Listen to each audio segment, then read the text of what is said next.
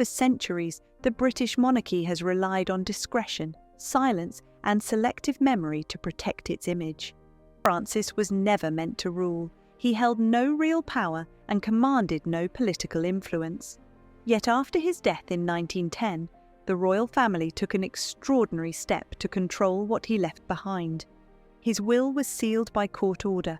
Its contents were hidden from the public, and that secrecy remained in place for more than 100 years. This was not done lightly. British wills are public documents by default, even for the wealthy and well-connected. To block access required legal intervention at the highest level. The question is why? What had Prince Francis done in his private life that caused such concern? Why did his final wishes alarm the monarchy enough to establish a tradition of sealed royal wills that would last generations? This is the story of the scandalous life and covered-up death of Prince Francis of Teck, and how one minor royal created a secret the British Crown worked for over a century to keep hidden. Prince Francis of Teck was born on January 9, 1870, at Kensington Palace, a location that suggested unquestioned privilege. But his position within the royal world was more fragile than it appeared. The Teck family occupied an uncomfortable space in British society, close enough to royalty to enjoy its benefits, yet distant enough to feel constantly judged by it. His mother, Princess Mary Adelaide of Cambridge, was a granddaughter of King George III and one of the most popular royals of her generation. She was warm, theatrical, and deeply committed to public appearances. She was also chronically irresponsible with money.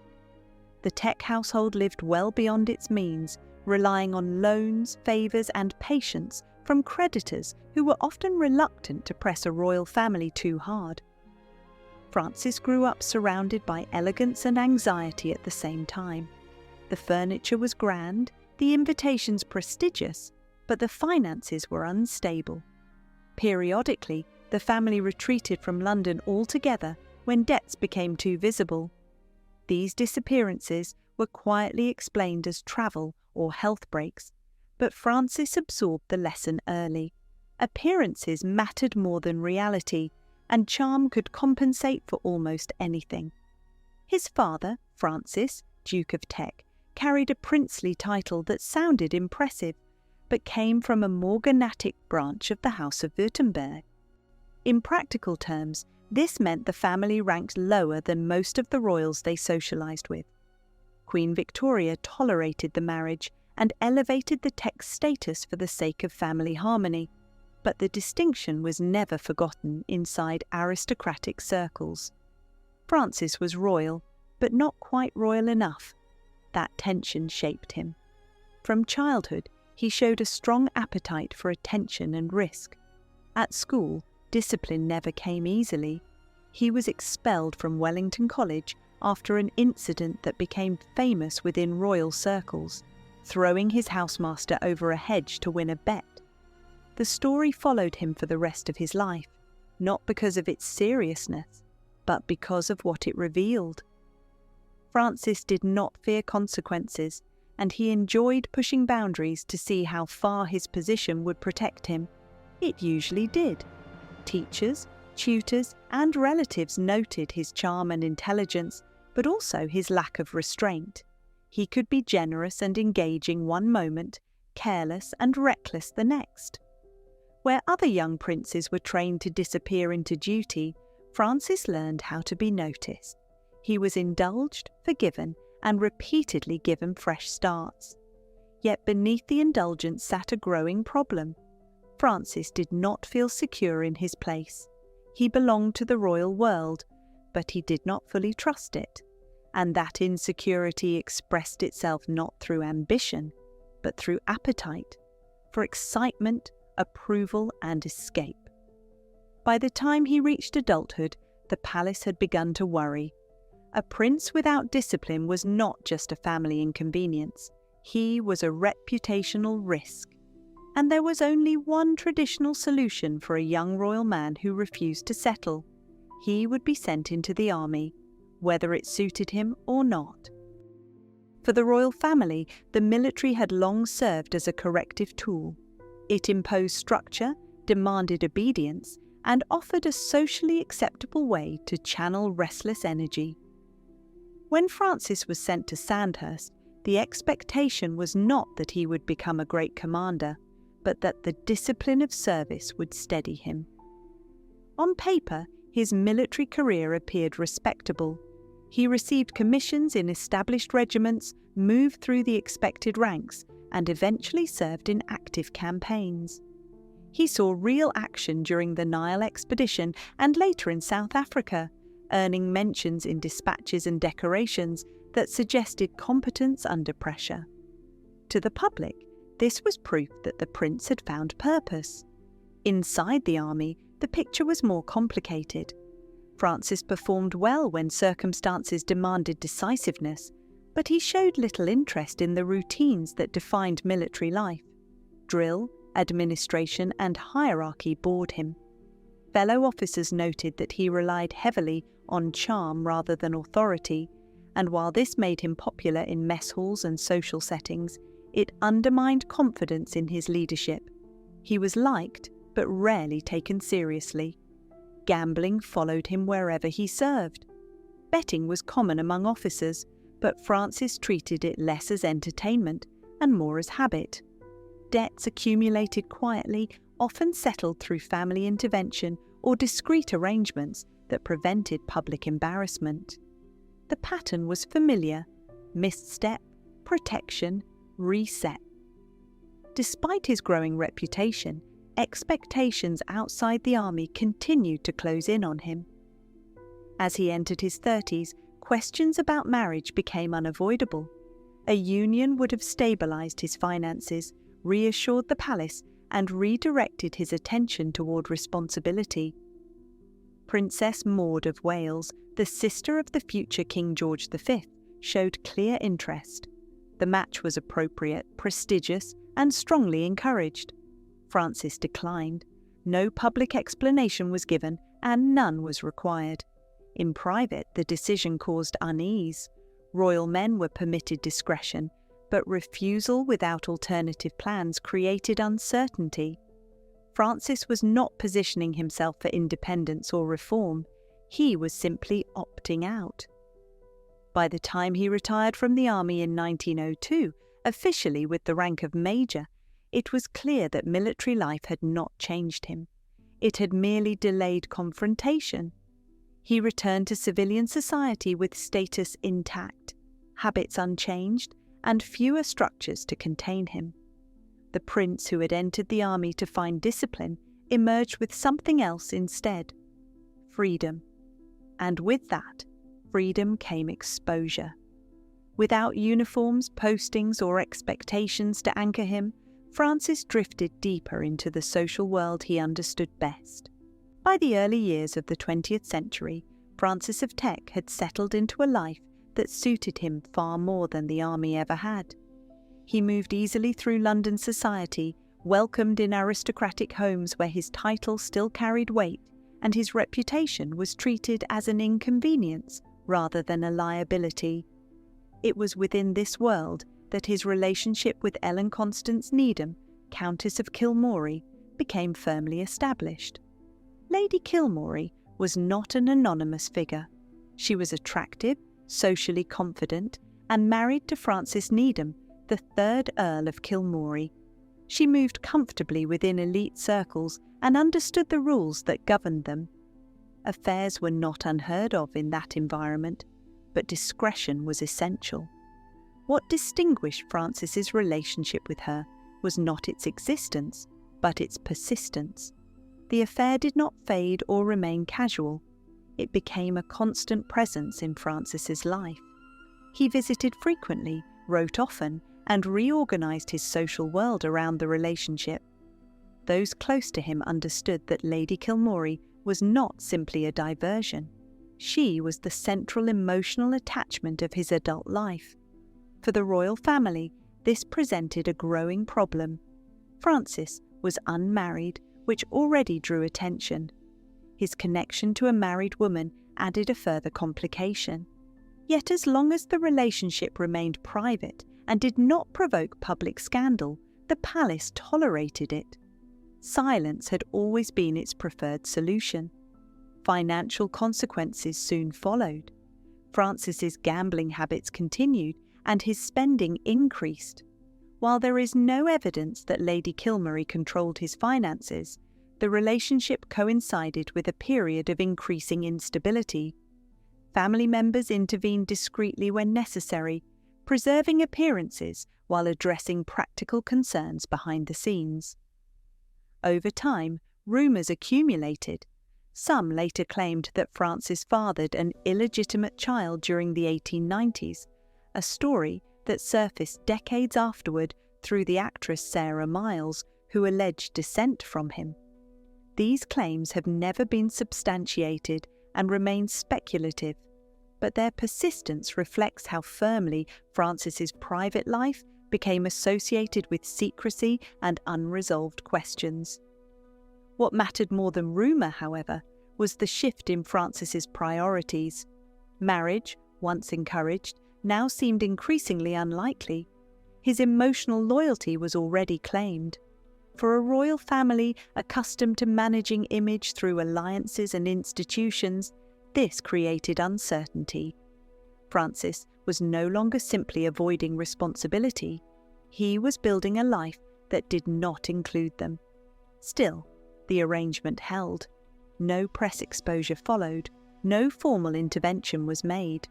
Francis continued as he always had, protected by rank and family restraint. It appeared that the situation, however unconventional, would simply continue. But that stability depended on time Francis did not have. In 1910, his life would end abruptly, without warning or preparation. And when it did, the relationship he had kept largely private would move suddenly into the centre of royal concern. Because in death, Francis left behind something far more difficult to manage than an affair. He left behind proof. In the late summer of 1910, Francis of Teck underwent what was described at the time as a minor medical procedure to address ongoing sinus problems. Such operations were not without risk in the early 20th century, but for a prince with access to experienced physicians, there was little expectation of serious danger. The procedure was routine, and Francis initially appeared to recover. Soon afterward, he travelled north to Balmoral to visit his sister, Queen Mary, and her husband, King George V. It was meant to be a short stay, a period of rest following surgery. Instead, his condition deteriorated rapidly. An infection developed, bringing fever, chest pain, and increasing difficulty breathing. What had begun as a localized problem spread quickly, and the symptoms became impossible to ignore. Francis was sent back to London at once. He was admitted to a private nursing home on Welbeck Street, where doctors attempted further treatment, including an additional operation. The diagnosis was pleurisy, a serious and painful inflammation of the lining of the lungs. In an era before antibiotics, options were limited. Care focused on managing symptoms and preventing further complications, but the infection had already progressed too far. On October 22, 1910, Prince Francis of Teck died at the age of 40. His death came as a shock, not because he had been gravely ill for long, but because it happened so quickly. There had been no prolonged decline, no time to settle affairs, and no opportunity to reconsider decisions made years earlier. Francis left no wife, no acknowledged children, and no updated instructions regarding his estate. Publicly, the response was restrained. Obituaries were respectful and brief. His funeral followed established royal custom, and his burial took place quietly, first at St. George's Chapel at Windsor, and later at Frogmore. To the outside world, his passing appeared to close the story of a minor prince whose life had never demanded much attention. Inside the royal household, attention shifted almost immediately from mourning to administration. Francis had left behind property, money, and personal effects. Those were expected. What no one anticipated was the content of the legal document that governed them. His will, written years earlier and largely forgotten, now had to be examined. When it was opened, it became clear that Francis had not merely neglected to update it. He had made a choice, and that choice would place the royal family in a position it had never faced before. Prince Francis of Teck's will was dated 1902, written during a period when his life appeared relatively stable. At the time, there was no indication that he expected to die young, and no urgency that might have prompted later revisions. For 8 years, the document remained unchanged, stored and largely forgotten, until it suddenly became decisive. When the will was examined after his death, its contents caused immediate concern. Francis had left the entirety of his personal estate to Lady Ellen Constance Needham, Countess of Kilmorey. This included not only cash and personal property, but some of the most recognisable jewels associated with the Teck family. Among them were the Cambridge emeralds, pieces inherited through his mother's family and closely associated with royal identity. He also bequeathed pearls, other inherited jewellery, and a jewel given to him by Emperor Franz Joseph of Austria, his godfather. The total value of the estate was substantial. Adjusted for modern figures, it amounted to nearly £2 million. But financial value alone was not the issue. The problem lay in symbolism and precedent. Royal jewels were not regarded as ordinary personal possessions. They were understood as part of a shared family legacy, passed down with the expectation that they would remain within the dynasty. Francis's will disrupted that expectation completely. The language of the document offered further insight into his intentions. He expressed the hope that Lady Kilmorey would have the emeralds altered to suit her taste, and only suggested, without obligation, that she might later return the jewellery to the family if she wished. This was not the wording of a legal compromise or a gesture made under pressure. It reflected trust and personal attachment, written without apparent concern for how it might be received. For the royal family, the implications were immediate. If the will became public, it would confirm the depth of Francis's relationship with his mistress and demonstrate that he had chosen her over his own relatives. It would also place royal heirlooms permanently outside the family unless they could be recovered through negotiation. Queen Mary took responsibility for resolving the situation. Discussions with Lady Kilmorey were conducted discreetly and an agreement was reached. The emeralds were purchased back for £10,000, a considerable sum at the time, allowing them to return to royal possession. Other items were handled individually, some eventually returning to the family after Lady Kilmorey's death. Even with the practical issue addressed, the damage was not fully contained. The existence of the will itself posed a continuing risk. Under normal circumstances, it would become part of the public probate record, accessible to anyone who wished to examine it. The details would invite speculation, commentary, and scrutiny at a moment when the monarchy was attempting to project stability and restraint. The family now faced a decision that went beyond Francis alone. They could allow the document to enter the public record and accept the consequences, or they could attempt something far more unusual, prevent it from being seen at all. What followed would alter the handling of royal estates for generations. Under British law, wills are public documents. Once probate is granted, their contents can be examined by anyone. This principle applied equally to aristocrats, politicians, and members of the royal family. Privacy was not the default. Transparency was. Francis of Teck's will tested that principle. Within months of his death, senior figures within the royal household raised concerns about what public access to the document would reveal. The issue was no longer Lady Kilmorey or the jewels, which had already been addressed quietly. The issue was precedent. If Francis's will entered the public record, it would invite scrutiny not only of his private life, but of how the monarchy handled internal embarrassment. Over the following decades, the wills of other senior royals were also sealed, often automatically. What began as a response to one inconvenient document hardened into policy. Royal estates became matters of private record rather than public law, shielded by custom and reinforced by judicial habit. For historians and journalists, this created a growing blind spot. Financial arrangements, personal relationships, and inheritance decisions that might have offered insight into the private lives of royals were no longer accessible. The sealed wills became symbols of a broader pattern, information withheld not because it posed danger, but because it challenged image.